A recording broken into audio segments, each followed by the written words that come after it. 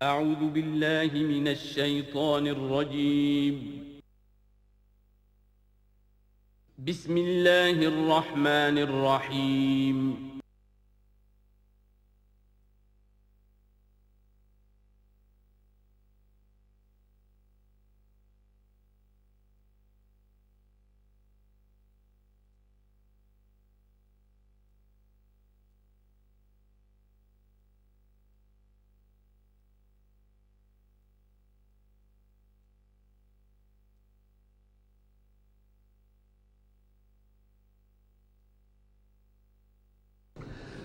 اعوذ باللہ من الشیطان الرجیم بسم اللہ الرحمن الرحیم۔ سورۃ النصر کے بارے میں اکثر لوگوں کا خیال یہ ہے کہ یہ مدنی ہے، میری ذاتی رائے یہ کہ یہ بھی مکی ہے، اس لیے کہ یہاں بھی اصول وہ ہے اذا جاء نصر اللہ والفتح، جب آ جائے مدد اللہ کی اور فتح۔ میں اس صورت کو جوڑتا ہوں سورۃ الانشراح ہی کے اس آخری حصے سے، فَإِذَا فَرَغْتَ فَانصَبْ وَإِلَىٰ رَبِّكَ فَارْغَب۔ وہ تو مدنی تو نہیں ہے، وہ تو مکی صورت ہے، بڑے ابتدائی زمانے کی۔ یہ تو خبر دی جا رہی ہے کہ ایک وقت آئے گا، اور پیش کی خبر دی گئی محمد رسول اللہ صلی اللہ علیہ وسلم کو، ایک وقت آئے گا آپ اپنے مشن میں کامیاب ہو جائیں گے اور فارغ ہو جائیں گے۔ فَإِذَا فَرَغْتَ فَانصَبْ وَإِلَىٰ رَبِّكَ فَارْغَب۔ اسی رنگ میں یہ بھی ہے اِذَا جَاءَ نَصْرُ اللَّهِ وَالْفَتْحُ، جب آ جائے مدد اللہ کی اور فتح۔ وَرَأَيْتَ النَّاسَ يَدْخُلُونَ فِي دِينِ اللَّهِ أَفْوَاجًا، اور آپ دیکھ لیں لوگوں کو داخل ہوتے ہوئے اللہ کے دین میں فوج در فوج۔ فَسَبِّحْ بِحَمْدِ رَبِّكَ وَاسْتَغْفِرْ، تو پھر اس وقت آپ ہمہ وقت ہمہ تن اپنے رب کے استغفار اور تحمید میں لگ جائیے گا۔ ابھی تو یہ مشقتیں جھیلنی ہیں، ابھی تو یہ رسالت کے فرائض، آگے بڑھ کر جو مدنی دور میں جنگیں آنی ہیں، جو سخت مراحل آنے ہیں، ابھی آپ کو یہ جھیلنے ہوں گے۔ اِنَّهُ كَانَ تَوَّابًا، یقیناً اللہ تعالیٰ بہت توبہ کو قبول فرمانے والا ہے۔ ان میں چونکہ قرآن مجید میں جو مختلف مصاحف ہیں اس میں جو چیز لکھا ہوتی ہے اوپر کہ یہ مکی ہے یہ مدنی ہے، تو لوگ سمجھتے ہیں شاید یہ کہ بالکل یوں سمجھیے کہ طے شدہ چیزیں ہیں، حالانکہ کم صورتیں قرآن مجید کی جو بڑی بڑی صورتیں ان کے بارے میں تو تیقن کے ساتھ معلوم ہے، لیکن یہ کہ بعض جو چھوٹی صورتیں ان کے بارے میں بہت سے اقوال آپ کو تفسیر کی کتابوں میں مل جائیں گے۔ میں نے جتنی بھی بہرحال تحقیق کی ہے، میرے نزدیک یہ بھی مکی ہے، مدنی نہیں ہے، یہ بھی ایک خبر دی جا رہی ہے جیسے کہ سورہ انشراح میں۔ اس کی وجہ یہ کہ پھر آ رہی ہیں مکی صورتیں۔ بسم اللہ الرحمن الرحیم، تبت یدا ابی لہب وتب، بالکل ابتدائی زمانے کی صورت ہے۔ ٹوٹ گئے ہاتھ ابو لہب کے اور وہ برباد ہو گیا خود۔ واقعہ یہ ہے کہ جب حضور کو پر وہ آیت نازل ہوئی جو ہم نے پڑھی ہے سورہ ہجر میں، فاصدع بما تؤمر، پہلے 3 سال تک آپ نے دعوت جو دی ہے وہ لو کی، جسے ہم کہیں گے، کبھی بھی آپ کی دعوت انڈر گراؤنڈ نہیں تھی، اس کو تو سمجھ لیجئے، یہ تو لفظ استعمال کرنا ہی غلط ہے۔ لو کی، اور لو کی میں کیا تھا؟ پرسنل تعلق، پی پی کالز، لوگوں سے جن سے بھی تعلقات تھے، انفرادی گفتگو میں آپ اپنی دعوت پیش کر رہے تھے۔ پھر حکم آ گیا فاصدع بما تؤمر، اب ڈنکے کی چوٹ کہیے۔ تو آپ کھڑے ہوئے کوہ صفا پر، آپ نے نعرہ لگایا وا صباحا، یہ وہاں کا دستور تھا، تفصیل سے میں یہ بیان کر چکا ہوں، سارا واقعہ بیان نہیں کر سکتا۔ تو اس وقت لوگ لپک کر آئے اور ابو لہب بھی آیا، آپ کا چچا۔ جب حضور نے وہاں اپنی دعوت پیش کی تو اس نے کہا تبًّا لک لہذا جمعتنا، ہم سمجھے تھے کوئی بڑی اہم بات تم نے بتانی ہوگی تو ہمیں بلایا ہے، ہم پہنچ گئے ہیں اور تم نے ہمیں اس کام کے لیے جمع کیا تھا، تو تمہارے ہاتھ ٹوٹ جائیں۔ معاذ اللہ ثم معاذ اللہ، نقل کفر نہ باشد۔ چونکہ حضور بنو ہاشم کو 2 دفعہ گھر بلا کر کھانا کھلا چکے تھے، تو اسے تو معلوم تھا یہ دعوت کیا تھی، لیکن یہ جو طریقہ آپ نے اختیار کیا تھا وہ تھا جیسا کہ وہاں پر عام الارم کے طور پر ہوتا تھا کہ کوئی فوج کی خبر آئے، کوئی فوج حملہ آور ہونے والی ہے، تو جس شخص کے پاس بھی وہ خبر پہنچ جاتی تھی وہ کپڑے اتار کے مادر ذات برہنہ ہو کر کسی اونچے مقام پر کھڑا ہو کر نعرہ مارتا تھا وا صباحا، ہائے وہ صبح جو آنے والی ہے، غارت گری والی صبح۔ تب لوگ سب دوڑتے تھے، جہاں تک آواز پہنچ گئی، جہاں تک نگاہ دیکھ رہی ہے کہ ننگا کھڑا ہوا ایک آدمی اونچائی کے اوپر، دوڑتے تھے لوگ کہ کیا خبر ہے اس کے پاس۔ حضور معاذ اللہ ننگے ہونے کا کوئی سوال نہیں تھا، لیکن آپ نے آدھی بات ان کی اختیار کر لی جس کے اندر کوئی قباحت نہیں ہے، کہ آپ کھڑے ہوئے اور آپ نے وا صباحا کا نعرہ لگایا۔ وہ صبح قیامت کی خبر دے رہے ہیں، وہ خبر دیتے تھے جو صبح ہوتی تھی غارت گری کی، دشمن آ کر حملہ کرے گا، لیکن وہ بھی تو صبح قیامت ہے۔ بات کوئی تو ہنسی کی نکلے، خندہ صبح قیامت ہی صحیح، صبح قیامت بھی تو ہے نا آخر۔ تو اس نے کہا آپ تمہارے ہاتھ ٹوٹ جائیں، تم نے اس کام کے لیے بلایا تھا۔ تو فرمایا تبت یدا ابی لہب وتب، اے نبی جیسے آپ کے دشمن جنہوں نے آپ کو کہا کہ اس کی تو دم ہی کٹ گئی، وہ ہوں گے جن کی دمیں کٹ جائیں گی، جن کا نام لیوا کوئی نہیں رہے گا۔ اسی طریقے سے جس نے کہا ہے کہ آپ کے ہاتھ ٹوٹ جائیں، ہاتھ اس کے ٹوٹ گئے۔ یہ تو چند سال کے بعد کی بات ہے، لیکن حقیقت میں عالم غیب میں تو اس کے ہاتھ کٹ چکے ہیں، وہ تب اور وہ برباد ہو چکا ہے۔ ما اغنی عنہ مالہ وما کسب، کچھ کام نہیں آئے گی اس کا، نہ اس کا یہ مال اور نہ وہ کمائی جو اس نے کی ہے ساری عمر اور جمع کیا ہے۔ سیصلی نارا ذات لہب، وہ جھونکا جائے گا آگ میں جو بھڑکتی ہوئی آگ ہے۔ اور لہب کا لفظ جو ہے اس کے اپنے نام میں بھی شامل تھا، یہ صنعت لفظی کہلائے گی، ابو لہب، کیونکہ وہ بہت ہی سرخ و سفید رنگت کا، بہت جیسے کہ انگارے جیسا اس کا رنگ تھا، اور آنکھیں بھی بڑی بڑی تھی، نہایت حسین و جمیل انسان تھا۔ اور اس کی بیوی بھی ام جمیل تھی، بہت ہی خوبصورت عورت تھی، اور یہ دونوں جو ہے یہ سمجھیے کہ بڑی ایلیٹ کلاس تھی اس معاشرے کی۔ اس کے پاس منصب تھا، یہ خزانہ، وزیر خزانہ تھا حرم کا، چنانچہ اس کے بارے میں مشہور تھا کہ اس میں سے اس نے سونے کے بنے ہوئے ہرن چرا لیے ہیں۔ اخلاقی طور پر اس کا جو ہے وہ بدنامی اس درجے کی تھی، لیکن یہ کہ حرم کا خزانہ جو تھا وہ اس کی تحویل میں تھا، تو بڑا اونچا منصب دار تھا۔ تو اس کے لیے یہ کہا کہ جیسے یہ دہکتا ہوا انگارہ ہے، اس کو رنگ ہم نے دیا ہے، ایسی ہی دہکتی ہوئی آگ میں ہم اس کو جھونکیں گے۔ وامرأتہ، اور اس کی بیوی کو بھی۔ کیوں؟ یہ بھی اتنی ہی دشمن تھی حضور کی جتنا کہ ابو لہب دشمن تھا حضور کا، بلکہ یہ کہنا مشکل ہے کہ بیوی زیادہ دشمن تھی یا یہ کہ یہ شوہر زیادہ دشمن تھا، دونوں۔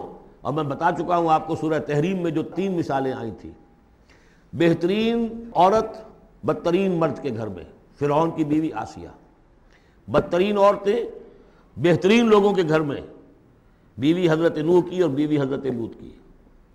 ایک وہ جو نیک سرشت تھی اور نبی کی گود میں پلی، وہ حضرت مریم سلام علیہا، اور یہ بدترین شوہر اور بدترین بیوی۔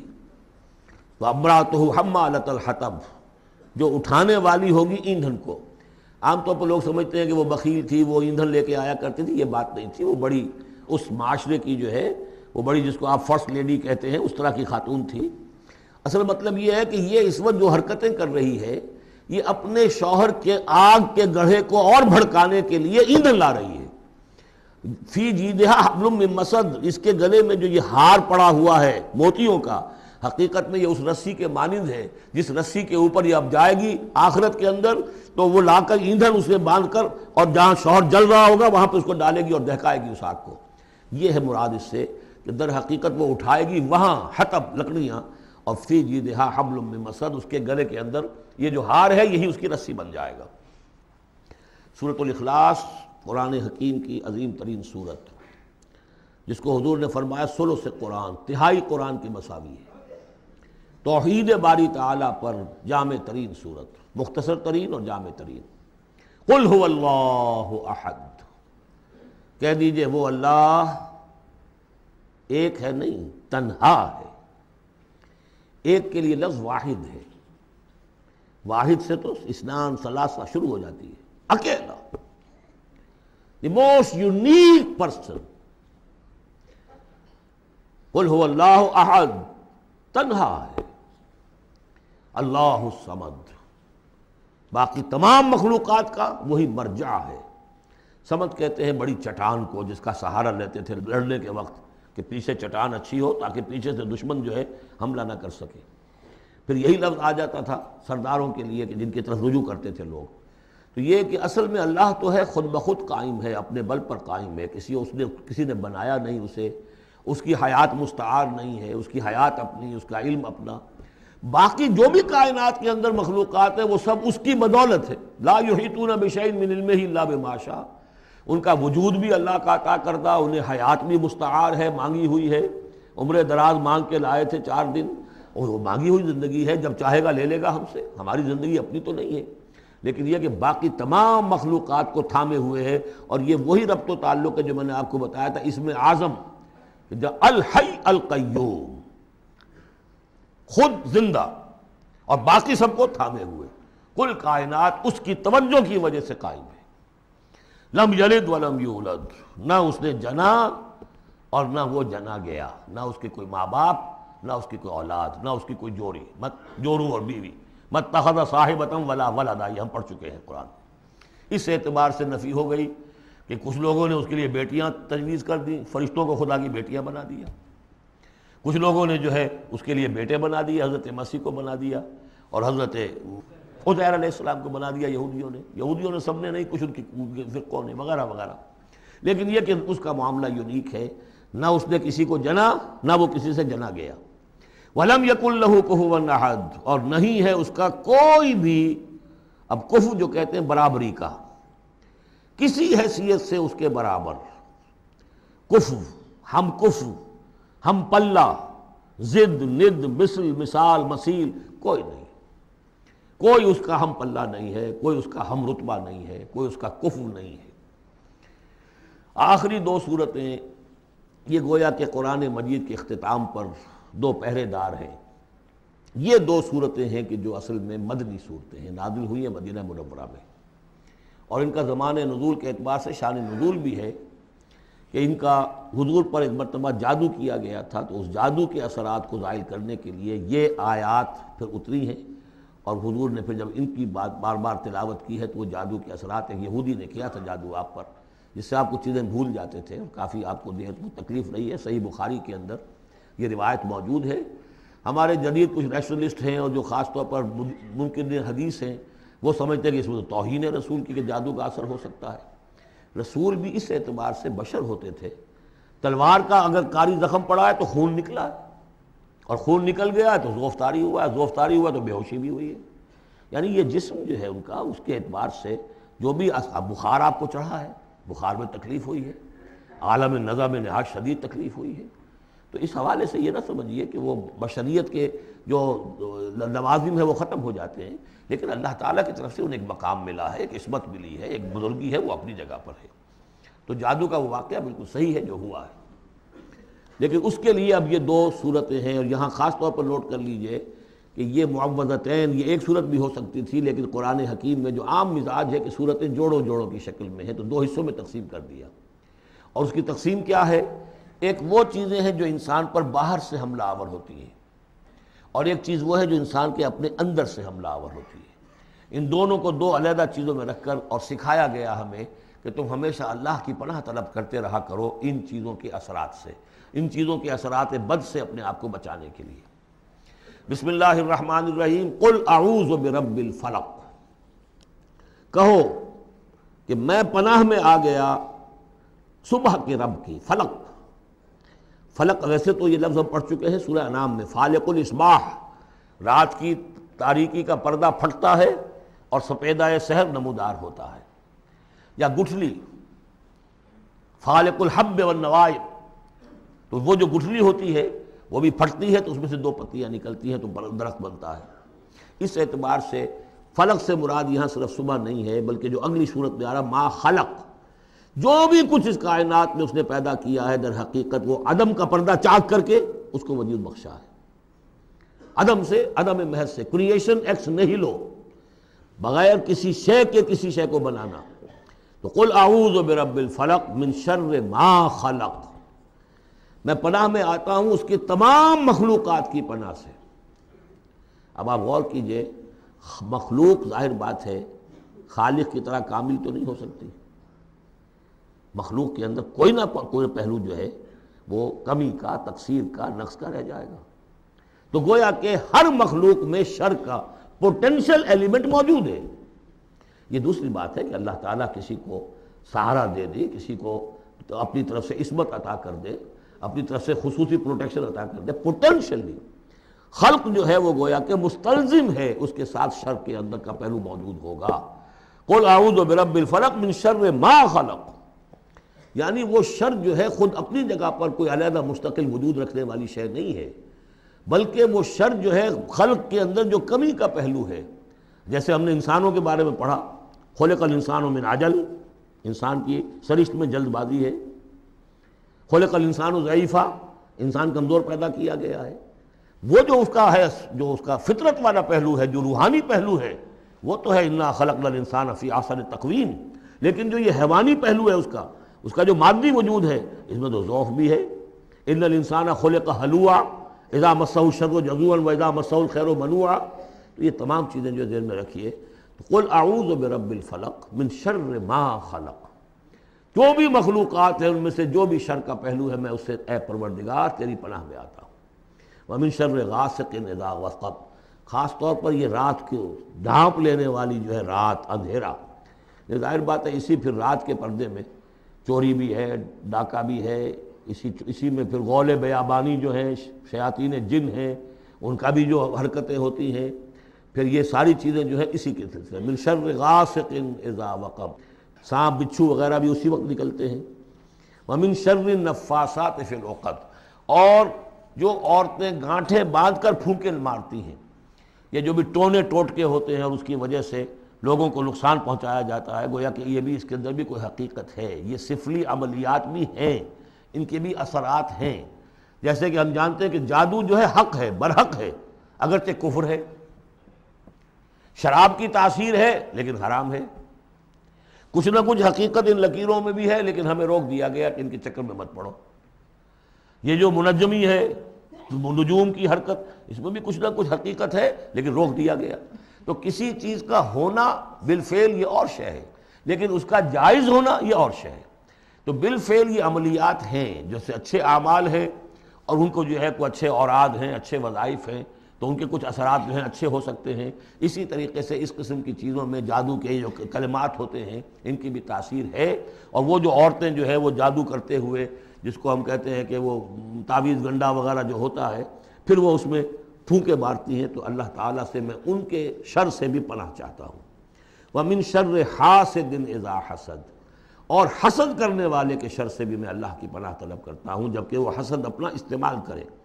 اگر حسد ہے دل کے اندر ہے تو بات اور ہے، حسد کو بروئے کار لائے وہ، اور وہ انسان کے درپے ہو جائے اس حسد کی وجہ سے اس سے کوئی نقصان پہنچانے کو، اور اسی کتابیں ہے عین، العین حق، کہ اگر انسان اس حاسدانہ نگاہ سے کسی کو دیکھتا ہے اس کے بھی اثرات ہوتے ہیں، اور اس دیکھنے کے بھی کچھ برے اثرات جو ہیں وہ ظاہر ہو جاتے ہیں۔ تو یہ تمام چیزیں اپنی جگہ پر ہیں، لیکن ان سے پناہ کرنے کے لیے آپ لمبے چوڑے کوئی اور چکروں میں نہ پڑیں۔ یہی معوذتین اللہ نے جو محمد رسول اللہ کو تلقین فرمائے، سارا دار و مدار ان پر ہونا چاہیے، تعوذ کرتے رہیں۔ اس لیے کہ ہم پڑھ چکے ہیں سورہ بقرہ میں کہ حضرت سلیمان کے زمانے میں جنات جو تھے انہوں نے یہ سارے کام شروع کیے تھے، اور لوگ ان سے سیکھتے تھے جادو ٹونا، اور آج بھی نقش سلیمانی کے نام سے بکتے ہیں اس قسم کے جو بھی تعویذات ہوتے ہیں، اور وہ ایک دھندا بنا ہوا ہے۔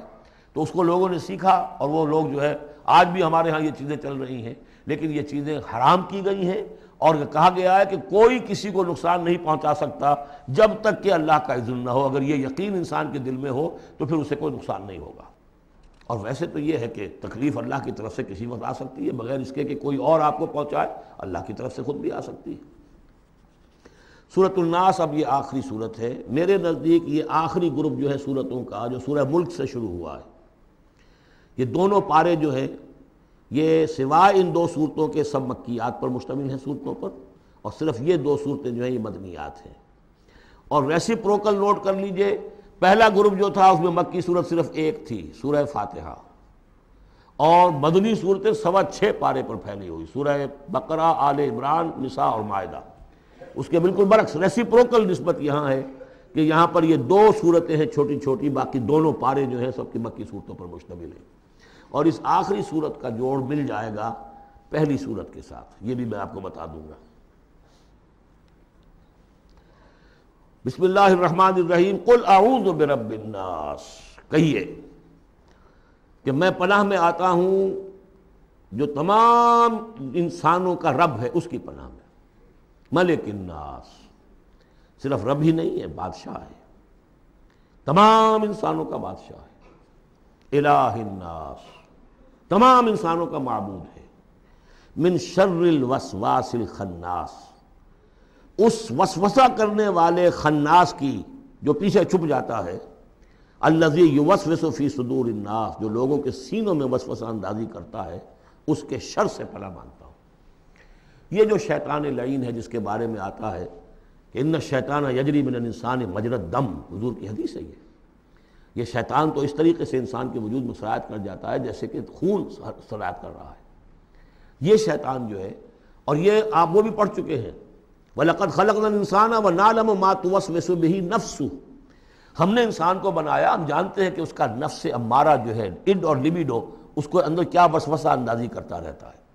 تو شیطان کو بھی کوئی اور اختیار حاصل نہیں ہے، ہمارے اپنے سفلی داعیات ہمارے جو اینیمل انسٹنکٹس ہیں، ہماری جو خواہشات ہیں، شہوات ہیں، ان کو وہ بھڑکاتا ہے، جس کے لیے حدیث میں آتا ہے کہ اس کی تھوتنی جو ہے وہ زمین جو وہ دل کے اوپر ٹکا کر پھونکے مارنی شروع کرتا ہے تاکہ وہ شہوت میں اشتعال پیدا ہو جائے اور سفلی جذبات میں اشتعال پیدا ہو جائے. اس کی اس کو اللہ تعالیٰ نے طاقت دی ہے. یہ ہے وسوسہ، وسواس الخناس. اور خناس کیوں کہا؟ اگر آپ ذکر کریں گے لا حول ولا قوت الا باللہ، فوراً بھاگ جائے گا. تو ذکر سے جب دل خالی ہوتا ہے، دل میں اگر اللہ کی یاد نہیں ہے تو شیطان آئے گا، تھوتنی ٹکائے گا اور پھونکے مارے گا. یہ چونکہ شیطان کی یہ ساری ترکیب انسان پر اثر انداز ہوتی ہے اس کے اپنے نفس کے وساطت سے، اندر سے، لہذا اس کے لیے یہ علیحدہ صورت جو ہے وہ قائم کر دی. قل اعوذ برب الناس ملک الناس الہ الناس من شر الوسواس الخناس الذی یوسوس فی صدور الناس من الجنۃ والناس. خواہ وہ جنوں میں سے ہوں یا انسانوں میں سے، ان میں وہ وسوسہ اندازی کرتا ہے. اب اس کو جوڑ لیجئے آپ پہلی صورت کے ساتھ. سورہ فاتحہ میں کیا ہے؟ الحمدللہ رب العالمین، قل اعوذ برب الناس، مالک یوم الدین، ملک الناس، ایاک نعبد و ایاک نستعین، الہ الناس. اس کے بعد کیا ہے؟ ہم آپ سے مدد چاہتے ہیں، اہدنا الصراط المستقیم. یہاں اس کے برعکس ہے، ہمیں اپنی پناہ میں لے لے. بات تو ایک ہی ہے، ہمیں سیدھی راہ کی ہدایت دے، ہمیں شیطان سے پروٹیکشن عطا کر دے. بات ایک ہی ہے، مضمون بالکل وہی سورہ فاتحہ کا. قل اعوذ برب الناس، الحمدللہ رب العالمین، الرحمن الرحیم، مالک یوم الدین، ملک الناس. اور معبود ہے ایاک نعبد و ایاک نستعین. اب ہم نے استعانت مانگی.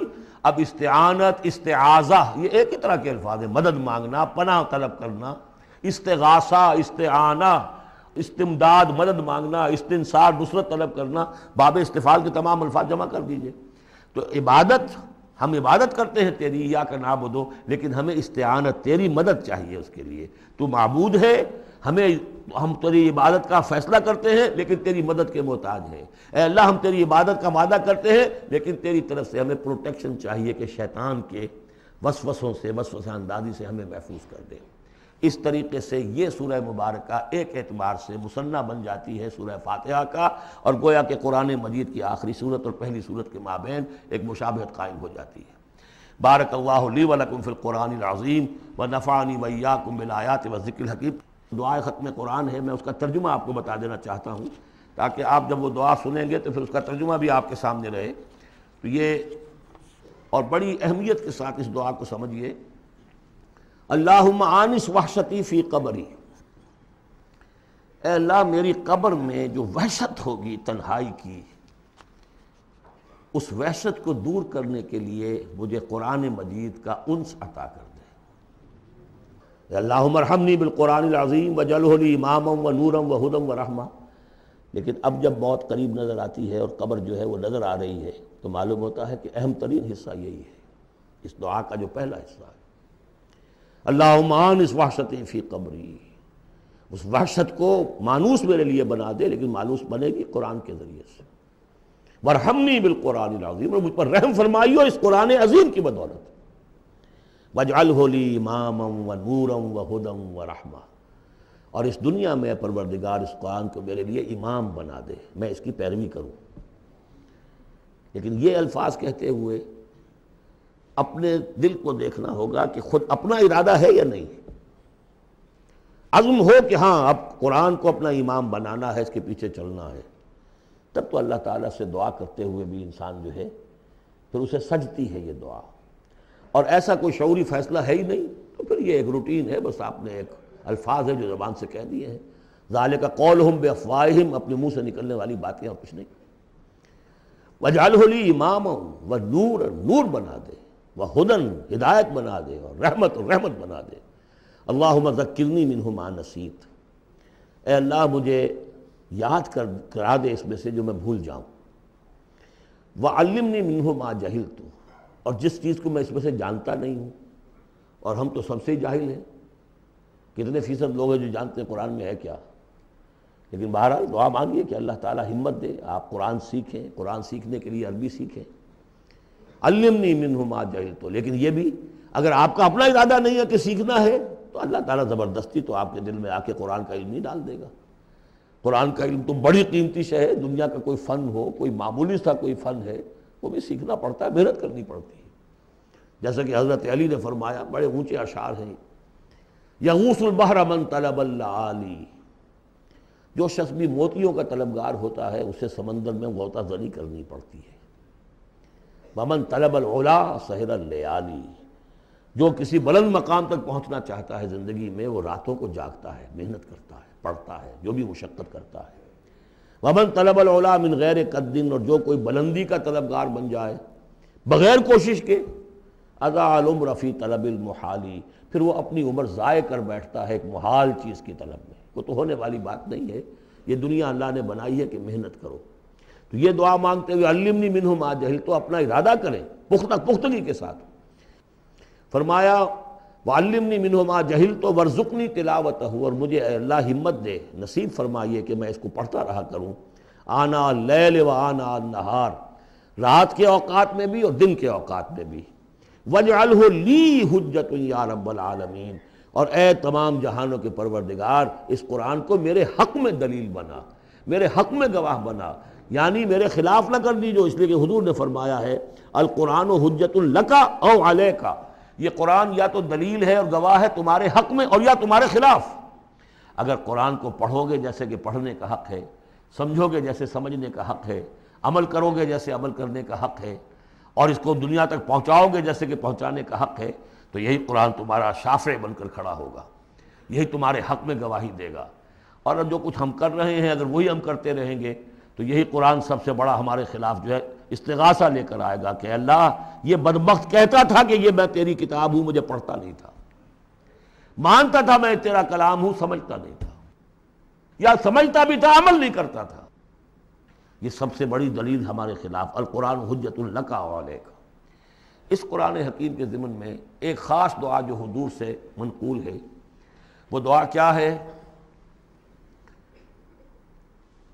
اللہم انی عبدک، پروردگار میں تیرا بندہ ہوں، ابن عبدک، میرا باپ بھی تیرا ادنا غلام تھا، وابن امتک، میری ماں بھی تیری ادنا کنیز تھی، فی قبضتک، میں تیرے قبضہ قدرت میں ہوں، ناصیتی بیدک، میری پیشانی تیرے ہاتھ میں ہے، ماضٍ فی حکمک، میرے پورے وجود میں تیرا ہی حکم جاری و ساری ہے، عدل فی قضاؤک، اور میرے بارے میں جو فیصلہ تو کرے وہ عدل ہی پر مبنی ہوگا۔ اسألک، میں تجھ سے سوال کرتا ہوں، بکل اسم ہوا لک، ہر اس نام کے حوالے سے جو تیرا ہے۔ تو قرآن میں بار بار ہم نے پڑھا فدعوہ بہا، للہ الاسماء الحسنی فدعوہ بہا، اللہ کے ناموں کے حوالے سے دعا کیا کرو۔ اسألک بکل اسم ہوا لک، جو تیرے نام ہے، انزلتہ فی کتابک، جسے تو نے اپنی کسی کتاب میں نازل کیا، او علمتہ احدا من خلقک، یا تو نے اپنے مخلوق میں سے کسی کو سکھایا، اب استاثرت بہ فی مکنون الغیب عندک، یا اسے ابھی اپنے پاس اپنے غیب کے خزانے میں محفوظ رکھا ہوا ہے۔ سارے ناموں کا حوالہ دے کر اسألک کیا؟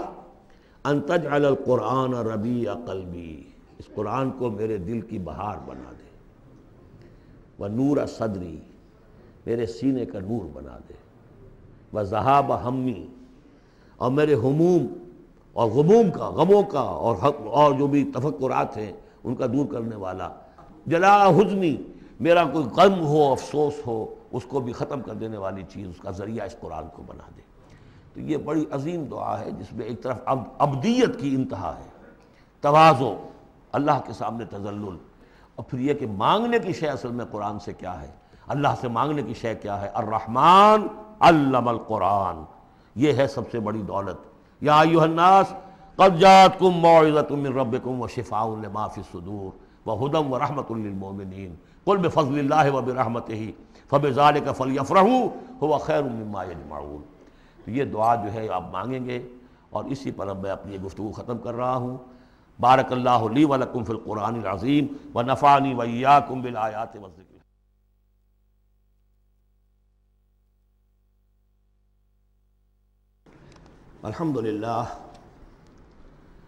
الحمدللہ وکفی والصلاة والسلام علی عبادہ الذین اصطفیٰ، خصوصاً علی افضلہم وخاتم النبیین محمد الامین وعلی آلہ وصحبہ اجمعین. اما بعد فقد قال اللہ تبارک وتعالی کما ورد فی سورۃ الانفال اعوذ باللہ من الشیطان الرجیم بسم اللہ الرحمن الرحیم یا ایھا الذین آمنوا استجیبوا للہ وللرسول اذا دعاکم لما یحییکم وَاعْلَمُوا أَنَّ اللَّهَ يَحُولُ بَيْنَ الْمَرْءِ وَقَلْبِهِ وَأَنَّهُ إِلَيْهِ تُحْشَرُونَ وَاتَّقُوا فِتْنَةً لَا تُصِيبَنَّ الَّذِينَ ظَلَمُوا مِنكُمْ خَاصَّةً وَاعْلَمُوا أَنَّ اللَّهَ شَدِيدُ الْعِقَابِ وَاذْكُرُوا إِذْ أَنْتُمْ قَلِيلٌ مُسْتَضْعَفُونَ فِي الْأَرْضِ تَخَافُونَ أَنْ يَتَخَطَّفَكُمُ النَّاسُ فَآوَاكُمْ وَأَيَّدَكُمْ بِنَصْرِهِ وَرَزَقَكُم مِّنَ الطَّيِّبَاتِ لَعَلَّكُمْ تَشْكُرُونَ يَا أَيُّهَا الَّذِينَ آمَنُوا لَا تَخُونُوا اللَّهَ وَالرَّسُولَ وَتَخُونُوا أَمَانَاتِكُمْ وَأَنْتُمْ تَعْلَمُونَ وَاعْلَمُوا أَنَّمَا أَمْوَالُكُمْ وَأَوْلَادُكُمْ فِتْنَةٌ وَأَنَّ اللَّهَ عِندَهُ أَجْرٌ عَظِيمٌ. صدق اللہ العظیم. رب اشرح لي صدري ويسر لي امري واحلل عقدة من لساني يفقهوا قولي. اللهم ربنا الهمنا رشدنا واعذنا من شرور انفسنا. اللهم ارنا الحق حقا وارزقنا اتباعه وارنا الباطل باطلا وارزقنا اجتنابه. اللهم وفقنا لما تحب وترضى. اللهم اجعلنا من عبادك الذين يستمعون القول فيتبعون احسنه. آمین یا رب العالمین. میں نے اپنی اس وقت کی گفتگو کا موضوع قرار دیا ہے بحالات موجودہ مسلمانان پاکستان کے لیے قرآن حکیم کی عملی رہنمائی. قرآن مجید میں کہیں گفتگو مشرکین سے ہو رہی ہوتی تھی، کبھی منافقین سے ہو رہی ہوتی تھی، کبھی منکرین آخرت سے ہو رہی ہوتی تھی، کبھی یہود سے، کبھی نصارہ سے، کبھی مسلمانوں سے. اور یہ کہ مکی صورتوں کا اپنا رنگ اور انداز ہے اور مدنی صورتوں کا اپنا رنگ اور انداز ہے. پھر اس میں احکام الہیہ بھی آئے ہیں، عبادات کے ضمن میں آئے ہیں، معاشرتی احکام آئے ہیں، آئلی قوانین آئے ہیں، سیاسی ہدایات آئی ہیں. اب جیسے تو یہ کہ زندگی کے ہر گوشے کے لیے اور ہر آنے والے دور کے لیے اس میں ہدایت ہے، لیکن اس وقت میں نے جو عنوان معین کیا ہے وہ دو اعتبارات سے بحالات موجودہ اور خاص طور پر مسلمانان پاکستان کے لیے قرآن حکیم کی عملی رہنمائی کیا ہے. لیکن یہ کہ قرآن مجید کی وہ رہنمائی کہ جو ابدی ہے، ہمیشہ کے لیے ہے، اساسی ہے، بنیادی ہے، جو زمان و مکان کے حدود سے ماورا ہے. میں چاہتا ہوں کہ پہلے اسے بھی چند نکات کی شکل میں اس کا خلاصہ آپ کے سامنے رکھ دوں. قرآن مجید کی وہ جو تعلیم ہے ابدی، ماورائے زمان و مکان، ہر دور، ہر ملک، ہر زمانے کے مسلمان کے لیے، وہ کیا ہے؟ پہلی بات یہ ہے کہ اللہ کا حق ادا کرے. اور اللہ کا حق کیا ہے؟ توحید. توحید ایک عقیدے کی توحید ہے، اس کو مانے کہ وہ ایک ہے، اپنی ذات میں تنہا ہے، کوئی اس کا مد مقابل اور کفر نہیں ہے، نہ اس کی صفات میں نہ اس کی ذات میں. لیکن یہ کہ ایک ہے توحید عملی. اور ہم نے اس دورہ ترجمہ قرآن کے دوران 4 صورتوں میں اس توحید پر بڑی مفصل بحثیں کی ہیں. اس وقت گن لیجئے. ایک ہے عقیدے کی توحید، ایک ہے عملی توحید. عملی توحید 4 نکات پر مشتمل ہے. سب سے پہلے جو کہ سورہ زمر کا مرکزی مضمون تھا، عبادت اللہ کی اس کے لیے اپنی اطاعت کو خالص کرتے ہوئے. عبادت میں نماز، روزہ یہ سب بھی شامل ہیں، لیکن یہ کہ وہ عبادت جس کے ساتھ اطاعت اللہ کی خالص نہیں ہو رہی. اطاعت منقسم ہے، کہیں اپنے نفس کی اطاعت ہو گئی اللہ کی اطاعت کو پس پش ڈال کر. فرمایا افرأیت من اتخذ الہہ ہواہ، کیا تم نے دیکھا اس شخص کو جس نے اپنے خواہش نفس کو ہی خدا بنا رکھا ہے؟ وہ مطاع ہے اس کا، کہتا ہے لا الہ الا اللہ اور بنا رکھا ہے خواہش نفس کو الہ۔ وما امروا الا لیعبدوا اللہ مخلصین لہ الدین حنفاء، عبادت اللہ کی لیکن اس کے لیے اپنی اطاعت کو خالص کرتے ہوئے۔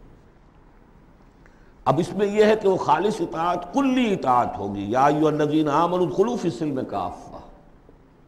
اگر اللہ کی اطاعت کچھ حصے میں کی جائے زندگی کے، کچھ میں نہ کی جائے، گویا کہ آپ نے تقسیم کر لیا اطاعت کو، اس پر جو وعید آئی ہے افتؤمنون ببعض الکتاب وتکفرون ببعض فما جزاء من یفعل ذلک منکم الا خزی فی الحیاۃ الدنیا ویوم القیامۃ یردون الی اشد العذاب۔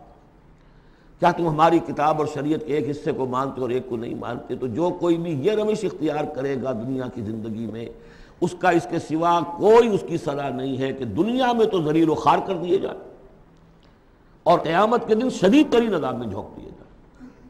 تو یہ عبادت ہوگی مخلصین لہ الدین۔ اسی کا ایک اور پہلو ہے دعا، الدعاء مخ العبادہ، الدعاء هو العبادہ۔ سورہ مومن کا مرکزی مضمون وہ تھا فادعوا اللہ مخلصین لہ الدین، دعا تو کرو لیکن تم اطاعت بھی خالص اس کی کرتے ہو کہ نہیں؟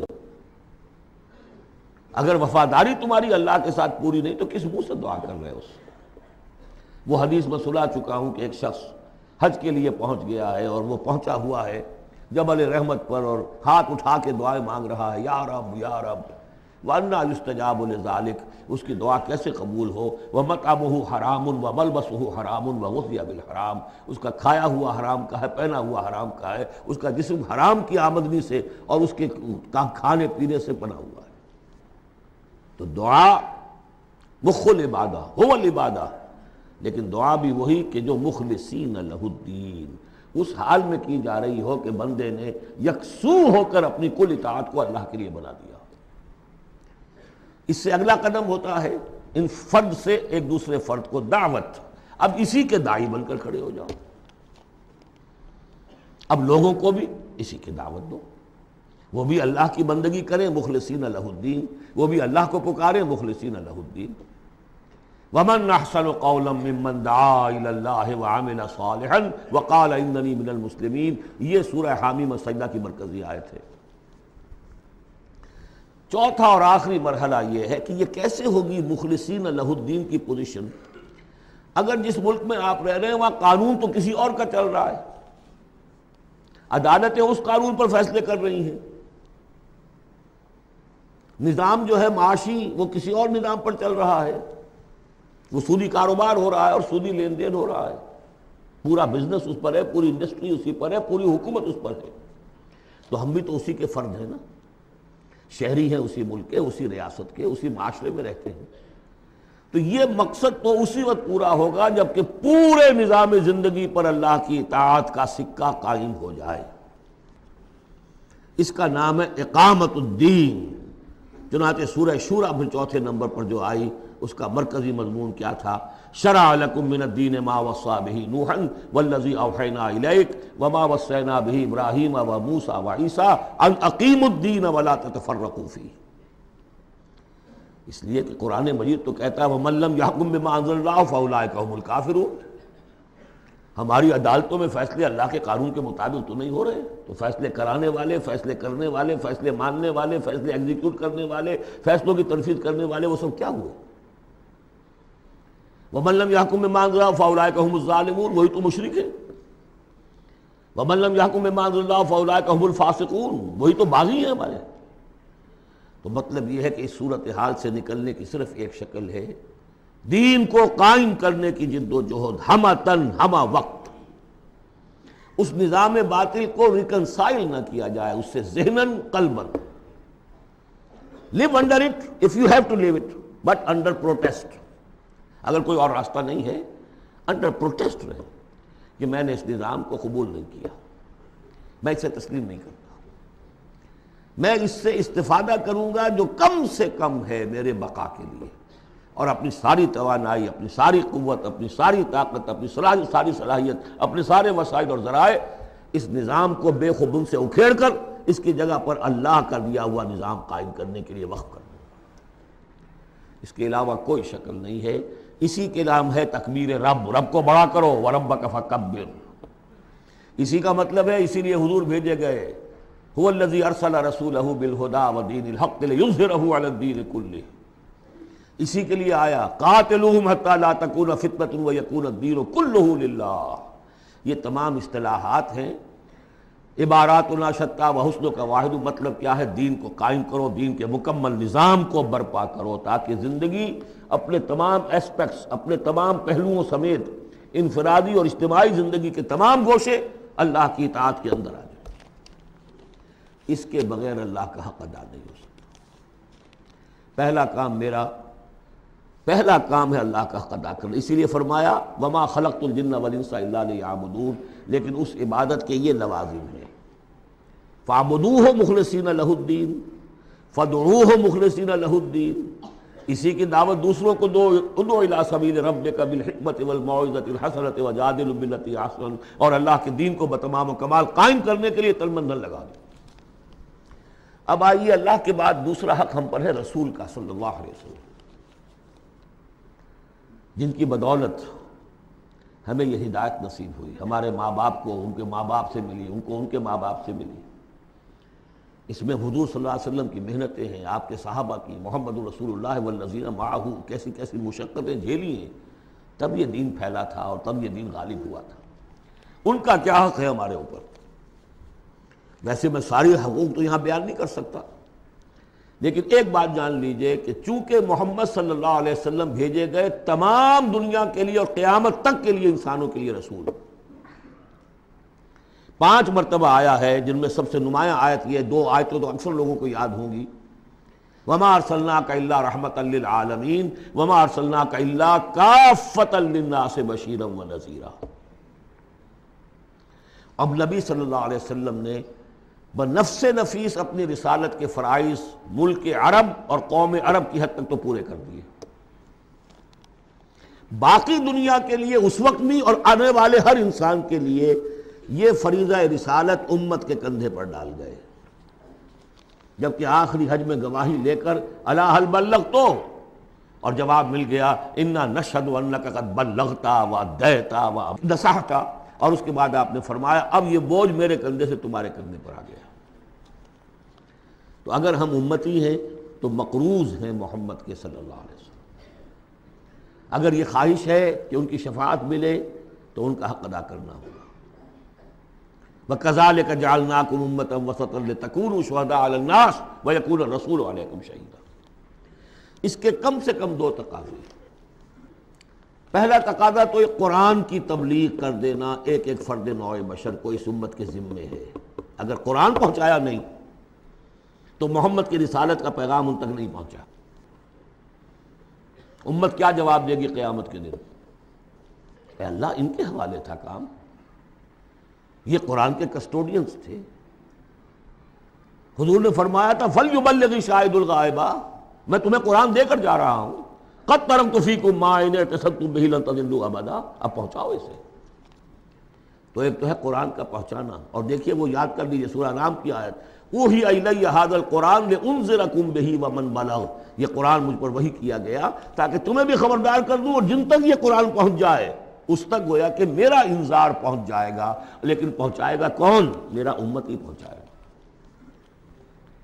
نمبر 2، یہ جو پہنچانے کا اور یہ جو حضور کا قرض ہم پر ہے ہمارے کندھے پر، اجتماعی سطح پر اس کا کم سے کم تقاضا یہ ہے کہ دنیا کے کسی ایک سائزیبل ملک میں وہ پورا نظام قائم کر کے دکھا دیا جائے عملاً، تاکہ دنیا دیکھ لے کہ یہ کوئی یوٹوپیا نہیں ہے، یہ خیالی جنت نہیں ہے، دیکھ لے کہ اس کی برکات کیا ہے، دیکھ لے کہ کس طرح کا معاشرہ وجود میں آتا ہے، کیسا معاشی انصاف ہوتا ہے، کیسی حریت کا جو ہے یہاں پر مظاہرہ ہے، مادر پدر آزادی نہیں لیکن حریت ہے، وہ کمیونزم والی مساوات نہیں لیکن سب کی تمام بنیادی ضرورتوں کی کفالت کی ذمہ داری ہے۔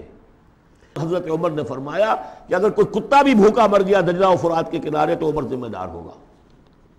وہ ساری خوبیاں جن کے لیے کہ انسان دوڑ رہا ہے، بھاگ رہا ہے، کبھی مشرق کبھی مغرب، کبھی فرینچ ریولوشن کبھی بولشوک ریولوشن، یہ سب کاہے کے لیے؟ in search of a just social order۔ ظلم سے، ایکسپلائٹیشن سے بچ کر کسی طریقے سے کوئی نظام ایسا ہو کہ جس میں عدل ہو، انصاف ہو، ایکویٹیبل ڈسٹریبیوشن آف ویلتھ ہو۔ جب تک ہم اس کو قائم کر کے نہیں دکھا دیں گے، ہم یہ نہیں کہہ سکیں گے کہ ہم نے اللہ کے نبی کا حق ادا کر دیا۔ دنیا کہے گی یہ کہتے ضرور ہے ہمارے پاس اعلیٰ نظام ہے، اگر واقعتاً سمجھتے تو قائم نہ کرتے اپنے ہم، تو ہماری کیفیت جو ہے وہ ہمارے اس قول کی نفی کر دے گی۔ گویا کہ اللہ کا حق بھی ادا نہیں ہوتا جب تک کہ پورا نظام قائم نہ کیا جائے، اور رسول کا قرض بھی ادا نہیں ہوتا جب تک کہ اللہ کے دین کا پورا نظام قائم نہ کیا جائے۔ اب آئیے تیسرا حق ہے بندوں کا، حقوق العباد، جس کے بارے میں کہا گیا کہ اللہ تعالیٰ اپنے حقوق میں تو کوئی کمی برداشت بھی کر لے گا، معاف بھی کر دے گا، لیکن بندوں کے نہیں۔ بندوں کا حق کیا ہے؟ بندوں کا حق یہ ہے کہ انہیں عدل ملے، انصاف ملے، ان کے حقوق غصب نہ کیے جائیں۔ اس کے لیے دیکھیے قرآن مجید جو ہم نے پڑھا ہے، کس ریپیٹیشن کے ساتھ بات آئی ہے، جو چیز کہ ہمارے ذہنوں سے نکل گئی۔ ہم نے مذہب کو بنا دیا ہے صرف آخرت کی چیز، اسلام اس دنیا کی شے ہے، ہم نے بنا دیا اسے آخرت کی شے۔ لہذا نتیجہ کیا نکلا ہے کہ لوگوں نے کہا، مارکس نے کہا، religion is the opium of the masses. اب سب کچھ آخرت میں مل جائے گا، یہاں ظلم سہ لو، برداشت کر لو، سرمایہ داروں کے، جاگیرداروں کے، اور جو سرداران قبائل ہیں ان کے سب ظلم سہو، برداشت کرو، اور تمہیں اللہ کے ہاں آخرت میں مل جائے گا۔ قرآن کا نظریہ تو یہ نہیں ہے۔ قرآن کا ہم پڑھ چکے، سورہ آل عمران میں فرمایا اللہ خود قائما بالقسط ہے، عدل کا قائم کرنے والا۔ انبیاء کو کیوں بھیجا؟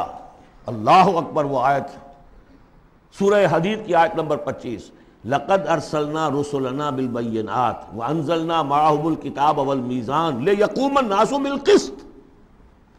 ہم نے اپنے رسول بھیجے معجزات دے کر، ہم نے کتاب نازل فرمائی، ہم نے میزان نازل فرمائی، حقوق اور فرائض کا توازن، حقوق اور فرائض کا توازن۔ کس لیے یہ سب کچھ ہم نے نازل کیا؟ یہ کھکیڑ کس لیے بول لیا؟ Was it an exercise in futility? لیقوم الناس بالقسط، تاکہ لوگ عدل پر قائم ہوں۔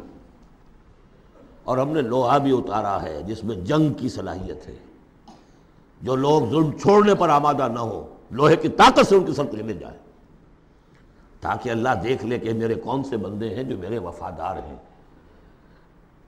میرے نظام عدل قسط کو قائم کرنے کے لیے تن من دھن لگاتے ہیں، جانے دینے کو تیار ہیں۔ آیت نمبر 25 سورہ حدید کی، نظام عدل و قسط، انزال کتب، ارسال رسل، ان سب کا تھیم کیا ہے؟ یہاں عدل و انصاف قائم کرنا۔ حضور سے کہہ دیا گیا، یہ سورہ شورى کی آیت یاد کر دیجیے، آیت نمبر 15، کہہ دیجیے وَأُمِرْتُ لِأَعْدِلَ بَيْنَكُمْ، دیکھو میں تمہارے مابین عدل قائم کرنے آیا ہوں۔ مسلمانوں سے کہا گیا سورہ نساء میں، یا ایھا الذین آمنوا کونوا قوامین بالقسط شہداء للہ، اہل ایمان عدل کو، قسط کو قائم کرنے والے بن کر کھڑے ہو جاؤ پوری طاقت کے ساتھ، اور اللہ کی گواہی دو، اس لیے کہ اللہ جو ہے وہ خود قائما بالقسط ہے، اس کی گواہی اسی طرح ہوگی کہ تم اس کے نظام عدل و قسط کو قائم کرو۔ یہی مضمون پھر دہرا کر سورہ مائدہ میں آ گیا، یا ایھا الذین آمنوا کونوا قوامین للہ شہداء بالقسط، کھڑے ہو جاؤ اللہ کے لیے۔ لیکن اللہ کے لیے کھڑا ہونا کیا ہے؟ اللہ کو کھانا دینا ہے، روٹی دینی ہے، کیا دینا ہے؟ اللہ کے لیے کھڑے ہو جانے کا مطلب ہے اس کے دیے ہوئے نظام عدل و قسط کو قائم کرو۔ یہ ہے دین، جس کا یہ پہلو جو ہے سرے سے نگاہوں سے اوجھل ہے۔ انسانوں کا حق ہے ان کو ظلم سے نجات دلائی جائے۔ حضور کی اپنی شان تھی، یضع عنہم اسرہم والاغلال اللاتی کانت علیہم، آ کے آپ نے دنیا کو وہ جو طوق ان کے گردنوں میں پڑے ہوئے تھے، بادشاہوں کی غلامی کے طوق، ان سے نجات دلائی ہے، سرمایہ داروں کی غلامی کے طوق اس سے نجات دلائی ہے، سود کی جڑ کاٹ کر سرمایہ داری کی جڑ کاٹ دی، اور بادشاہت کی جڑ کاٹ کر برابر، تم سب کے سب برابر ہو، بادشاہ صرف ایک وہ ہے، سروری زیبا فقط اس ذات بے ہمتا کو ہے، حکمراں ہے ایک وہی باقی بتان آدری، یا ایھا الناس کونوا عباد اللہ اخوانا، سب کے سب اللہ کے بندے بن جاؤ، تم میں سے کوئی آقا نہیں ہے، سب کے سب بندے بن جاؤ، آپس میں بھائی بھائی بن جاؤ۔ اور اس کی آخری بات آپ کو بتاؤں گا، سعد بن ابی وقاص رضی اللہ تعالیٰ عنہ، جب مسلمانوں نے حملہ کیا ایران پر تو رستم سپہ سالار افواج جو تھا ایران کا، اس نے یہ سوال کروایا کہ آپ ہم پر کیوں چڑھ دوڑے؟ پہلے بھی آپ عرب لوگ تھے، بدوی بدو لوگ تھے، کبھی کبھی لوٹ مار کر کے لے جایا کرتے تھے، آتے تھے لوٹ مار کیا اور چلے گئے، یہ اس دفعہ ہماری جان نہیں چھوڑ رہے ہو، کیا وجہ ہے؟ سعد ابن ابی وقاص رضی اللہ تعالیٰ عنہ غالباً رشتے میں حضور کے ماموں لگتے ہیں، اور صحابی اتنے درجے کے ہیں، عشرہ مبشرہ میں سے ہیں، اور ایک ہی صحابی ہے حضور کا جس کے لیے حضور نے کہا ہے کہ تم پر میرے ماں باپ قربان۔ غزوہ احد میں جب حضور پر نرغہ ہوا ہے اور ہر طرف سے دشمن نے حملہ کیا ہے، یہ 7 تیر چلا رہے تھے اور روک رہے تھے دشمنوں کو، اس وقت حضور نے فرمایا ہے 7 تیر چلائے جاؤ، تم پر میرے ماں باپ قربان۔ یہ شان ہے ان کی۔ ان کا جواب یہ تھا کہ اس مرتبہ ہم خود نہیں آئے، لوٹ مار کرنے نہیں آئے، انا قد ارسلنا، اب تو ہمیں بھیجا گیا ہے، we are on a mission, اللہ نے بھیجا اپنے رسول کو، اللہ کے رسول نے بھیجا ہمیں۔ And what's the mission? لِنُخْرِجَ النَّاسَ مِنْ ظُلُمَاتِ الْجَهَالَةِ إِلَى نُورِ الْإِيمَانِ، لوگوں کو نکالے جہالت اور جاہلیت کی تاریکیوں سے ایمان کی روشنی کی طرف۔ وَمِنْ جَوْرِ الْمُلُوكِ إِلَى عَدْلِ الْإِسْلَامِ، بادشاہوں کے ظلم و ستم کے پنجے سے نجات دلا کر اللہ کے نظام عدل سے، نظام خلافت راشدہ، جہاں جو اس وقت دنیا کی عظیم ترین مملکت کا جو فرما روا تھا اس کے کپڑوں میں پیوند لگے ہوئے تھے۔ ایران سے سفیر آیا تھا دیکھنے کے لیے، اور مدینے میں پوچھا تھا حضرت عمر کے زمانہ خلافت میں، اے نا ملککم، تمہارا بادشاہ کہاں ہوتا ہے؟ جواب ملا تھا لیس لنا ملک، ہمارا کوئی بادشاہ نہیں ہے، بل لنا امیر، ہمارا ایک امیر ہے۔ کہاں ہے بھائی؟ کوئی محل نظر نہیں آیا ہمیں، کہاں رہتا ہے؟ وہ گیا ہے، محل وحل تو کوئی ہے ہی نہیں، وہ گیا ہے، کچھ اونٹ جو تھے گم ہو گئے تھے بیت المال کے، بہت تلاش کیا نہیں ملے، تلاش کرنے گیا۔ وہ نظام، کوئی وجہ تھی کہ گاندھی نے 1937 میں کہا تھا، جب پہلی مرتبہ پروونشل الیکشنز ہوئے ہیں ہندوستان میں اور فرسٹ انسٹالمنٹ دی ہے انگریزوں نے سیلف رول کی انڈینز کو، اور تقریباً پورے ہندوستان میں کانگریس کی وزارتیں بنی ہیں، ہریجن میں جو اس نے مقالہ لکھا تھا کہ میں آپ لوگوں کے سامنے ابو بکر اور عمر کی مثال پیش کرتا ہوں، فالو دیم۔ جادو وہ جو سر چڑھ کر بولے۔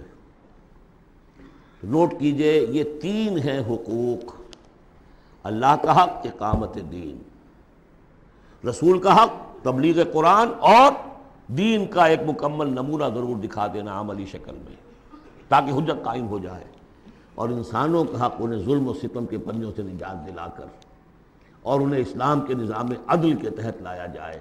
یہ انسانوں کا حق ہے۔ تینوں حق جا کر مل گئے ایک ہی چیز پر، جس کا نام اقامت دین ہے۔ یہ چیزیں میں نے کہی ہیں، یہ ہیں دائمی ابدی۔ ایک مسلمان اکیلا بھی کہیں ہے، اس کو بھی سمجھنا چاہیے میری ذمہ داریاں ہیں۔ شروع کرے، آج کرے، کل ایک اور آدمی مل جائے گا، 2 ہو جائیں گے، ایک اکیلا 2 جماعت، ایک اکیلا 2 11۔ نہیں کامیاب ہوتا کوئی بات نہیں، فرض تو وہ ہے کہ ادا کرنا ہے۔ کامیابی ناکامی 950 برس تک حضرت نوح دعوت دیتے رہے، ناکام رہے، اس معنی میں ویسے تو کامیاب وہی ہوئے، باقی قوم جو ہے ہلاک ہو گئی، لیکن اس معنی میں تو ناکام رہے، کوئی پرواہ نہیں۔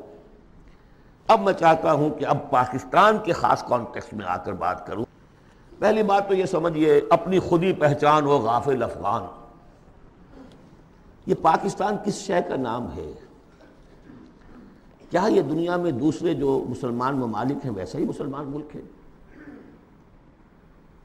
یا اس کی کوئی خصوصی اہمیت ہے، کوئی خصوصی حیثیت ہے، کوئی امتیازی مقام اور مرتبہ ہے؟ اور یہ بھی سارا کچھ میں آپ کے سامنے رکھوں گا قرآن مجید سے۔ میں نے اس آیت کے حوالے سے سب سے پہلی بات یہ ہے کہ قیام پاکستان کا اصل جذبہ محرکہ کیا تھا، میں یہ اس سورہ مبارکہ کی آیت نمبر 26 کے حوالے سے بیان کر چکا ہوں۔ وَاذْكُرُوا إِذْ أَنْتُمْ قَلِيلٌ مُسْتَضْعَفُونَ فِي الْأَرْضِ، ذرا یاد کرو اے مسلمانوں جب تم ہندوستان میں، اب میں اس کی جو ہے تفسیر نہیں کر رہا کہ جب یہ نازل ہوئی یہ صورت اس کا کیا مطلب، اس کے الفاظ کا جو عموم ہے اس کے حوالے سے جس طرح یہ پاکستان کی تحریک کے اوپر 100% منطبق ہو رہی ہے اسے سمجھیے۔ جبکہ تم اقلیت میں تھے، مستضعفون فی الارض، تمہیں زمین میں دبا لیا گیا تھا۔ ہندو زیادہ بیدار، زیادہ سرمایہ دار، زیادہ تعلیم یافتہ، اور انگریز اس کی پشت پناہی کر رہا تھا۔ کیوں کر رہا تھا؟ کہ مسلمان سے حکومت چھینی تھی، بغاوت کا اندیشہ تھا۔ ہندو پہلے بھی غلام تھا، اس کے لیے چینج آف ماسٹرز کا معاملہ تھا، پہلے غلام مسلمانوں کا تھا، اب عیسائیوں کا ہو گیا، اسے اٹھانا تھا مسلمان کے مقابلے۔ اس سے ایک خوف پیدا ہوا کہ اگر یہ انگریز چلا جائے گا، اب تو پھر بھی رول آف پین ہے، رول آف سورڈ تو نہیں ہے اس وقت، انگریز کی کچھ نہ کچھ قانون جو ہے رول آف لا تھا، اگر یہ چلا گیا اور ملک ہو گیا آزاد دنیا کے موجودہ اصولوں کے مطابق، ون مین ون ووٹ، تو مسلمان تو بالکل ہی رحم و کرم پر ہوں گے، ان کی تہذیب، ان کا تمدن، ان کی ثقافت، ان کی زبان، ان کے معاش کو، ان کے مذہب تک کے اوپر ہندو جو ہے وہ حملہ کرے گا، اور اپنی 800 سالہ جو ہے غلامی کا یا 1000 سالہ غلامی کا بدلہ چکائے گا، جس کا ظہور ہو گیا تھا اندرا گاندھی کے انفاذ سے، جو سقوط مشرقی پاکستان کے وقت اس کی زبان سے نکلے ہیں، we have ایونجڈ our 1000 years defeat، 1000 سالہ شکست کا بدلہ چکا لیا۔ یہ تھا خوف۔ وَاذْكُرُوا إِذْ أَنْتُمْ قَلِيلٌ مُسْتَضْعَفُونَ فِي الْأَرْضِ تَخَافُونَ أَنْ يَتَخَطَّفَكُمُ النَّاسُ فَآوَاكُمْ، اللہ نے تمہیں پناہ دی، پاکستان دیا، 2 ٹکڑے دیے، تم اس میں آؤ اور پناہ لو۔ وَأَيَّدَكُمْ بِنَصْرِهِ، اور اپنی نصرت سے تمہاری تائید فرمائی، اور رَزَقَكُم مِّنَ الطَّيِّبَاتِ، اور تمہیں طیبات کا رزق دیا، لَعَلَّكُمْ تَشْكُرُونَ، تاکہ تم شکر کرو۔ اس کے علاوہ ایک بات سمجھ لیجئے، مسلمانوں کو ہندوؤں کے اس غلبے سے بچانے کے لیے ایک شرط لازم یہ تھی کہ مسلمان ایک جماعت کے جھنڈے تلے جمع ہوں، ورنہ ان کی کوئی سیاسی حیثیت نہیں۔ کانگریس جیسی طاقت، بڑی منظم جماعت، سرمایہ اس کے پیچھے، تعلیم یافتہ لوگ اس کے پیچھے، انگریز کی سپورٹ اس کی، تو اس میں مسلمانوں کے لیے تو جب تک کہ وہ یکجان نہ ہو جائیں اور پوری ان کی قوت مسلم لیگ کے جھنڈے تلے نہ آ جائے، پاکستان کیسے بن جائے گا؟ اور یہ معلوم تھا کہ چاہے اصل تو محرک ہمارا یہی ہے کہ دباؤ سے بچ جائیں ہم، ان ہندوؤں کے دباؤ سے، ثقافتی، مذہبی، لسانی دباؤ سے، معاشی دباؤ سے بچ جائیں، لیکن یہ ہے کہ مسلمانوں کو یکجا کرنے کے لیے ایک نعرہ لگا، پاکستان کا مطلب کیا؟ لا الہ الا اللہ۔ وہ بات جو میں نے ابھی کہی تھی کہ حضور کا قرض ادا نہیں ہو سکتا جب تک کہ ہم ایسا نہ کریں، وہی بات ہے جو اقبال نے کہی تھی 1930 کے خطبے میں، کہ مجھے یہ یقین ہے کہ ہندوستان کے شمال مغرب میں ایک آزاد مسلمان ریاست قائم ہوگی، اور اگر ایسا ہو گیا تو ہمیں موقع مل جائے گا کہ اسلام کی تعلیمات پر جو پردے پڑ گئے ہیں دور ملوکیت میں، انہیں ہٹا کر اصل تعلیم کا ایک نقشہ دکھا دے دنیا کو۔ ہندوستان نے تو دیکھی مغلوں کی حکومت، خلجیوں کی حکومت، افغانوں کی حکومت، لودھیوں کی حکومت، خلافت راشدہ تو نہیں دیکھی نا۔ ہم چاہتے ہیں پاکستان میں وہ نظام قائم کریں، یہی قائد اعظم نے کہا تھا۔ پاکستان اس لیے چاہتے ہیں کہ اسلام کے اصول حریت و اخوت و مساوات کی ایک عملی نمونہ دنیا کے سامنے پیش کریں۔ اور پھر جو دعائیں مانگی گئی تھی، بہت سے جو میری عمر سے کم عمر کے لوگ ہیں انہیں تو بہرحال یاد نہیں ہو سکتا، لیکن میری عمر کے لوگ یا مجھ سے بڑوں کو تو یاد ہے، ہم نے نعرے لگائے، دعائیں مانگی گڑ گڑا کر، اور وہ دعائیں یہ تھیں کہ اے اللہ تو ہمیں یہ ملک دے دے، ہم تیرے دین کا بول بالا کریں گے۔ 52 برس پاکستان کے ہو گئے، اس میں کتنا اسلام ہم نے نافذ کیا، کہاں ہے وہ اصول حریت و اخوت و مساوات؟ وہی سودی نظام، وہی جاگیرداری نظام، خواجہ از خون رگے مزدور سازد لال ناب، از جفائے دہ خدایاں کشتے دہ کانا خراب، انقلاب ہے انقلاب۔ یہ اقبال کہتا ہوا مر گیا۔ سرمایہ دار نے مزدور کے رگوں سے سرخ خون کشید کر کے شراب بنائی ہے جسے وہ شام کو بیٹھ کر پیتا ہے، اور زمیندار اور جاگیردار وہ کسانوں کی جو محنت کا اور خون پسینے کی کمائی اسے عیش کرتے۔ انقلاب انقلاب، لیکن وہ 52 برس ہو گئے، انقلاب تو نہیں آئے، وہی نظام۔ گویا کہ ہم نے اللہ سے ایک بدعہدی کی، اس بدعہدی کی سزا کیا ہے؟ نفاق ہم پر مسلط کر دیا گیا۔ سورہ توبہ کی 3 آیات منافقین کی خاص قسم بیان فرمائی، وَمِنْهُمْ مَنْ عَاهَدَ اللَّهُ، جنہوں نے اللہ سے عہد کیا تھا، لَئِنْ آتَانَا مِنْ فَضْلِهِ، اگر اللہ ہمیں فضل سے نواز دے گا، غنی کر دے گا، لَنَصَّدَّقَنَّ وَلَنَكُونَنَّ مِنَ الصَّالِحِينَ، خوب صدقہ خیرات کریں گے، بالکل نیک ہو جائیں گے۔ لیکن جب اللہ تعالیٰ نے انہیں نواز دیا تو کیا کیا؟ بخلوا بہ، پھر انہوں نے بخل سے کام لیا، وتولوا، پیٹھ موڑ لی، وہم موردون، اعراض کیا۔ نتیجہ کیا نکلا؟ فَعَاقَبَهُمْ نِفَاقًا فِي قُلُوبِهِمْ، اللہ نے ان کے دلوں میں نفاق ڈال دیا۔ اور نفاق وہ بیماری ہے، قرآن میں کہا گیا ہے ان المنافقین فی الدرک الاسفل من النار، جہنم کے سب سے نچلے طبقے میں، وہی جو اشد العذاب، یوم القیامت یردون الی اشد العذاب، اگر پورے دین پر کاربند نہیں ہوگے تو قیامت کے دن شدید ترین عذاب میں جھونکے جاؤ گے۔ ان المنافقین فی الدرک الاسفل من النار، اور منافقین کے بارے میں ہم نے سورہ توبہ میں بھی آیت پڑھ لی، سورہ منافقون میں بھی پڑھ لی۔ ان کے لیے اے نبی آپ 70 مرتبہ بھی استغفار کریں گے تو میں معاف نہیں کروں گا۔ استغفر لہم او لا تستغفر لہم ان تستغفر لہم 70 مرۃ لن یغفر اللہ لہم۔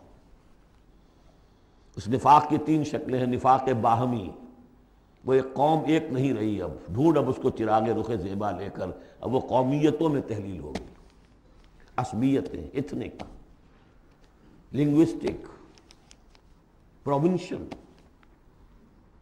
قوم کہاں ہے؟ تحلیل۔ نفاق باہمی، ایک نفاق کردار، جو حضور نے فرمایا کہ 3 نشانیاں ہیں منافق کی، اگر تینوں چیزیں ہوں تو وہ کٹر منافق ہے، خواہ نماز پڑھتا ہو، روزہ رکھتا ہو اور اپنے آپ کو مسلمان سمجھتا ہو۔ بخاری کی اور مسلم کی روایت ہے، جب بولے جھوٹ بولے، جب وعدہ کرے خلاف ورزی کرے، اور جب کہیں امین بنا دیا جائے تو خیانت کرے۔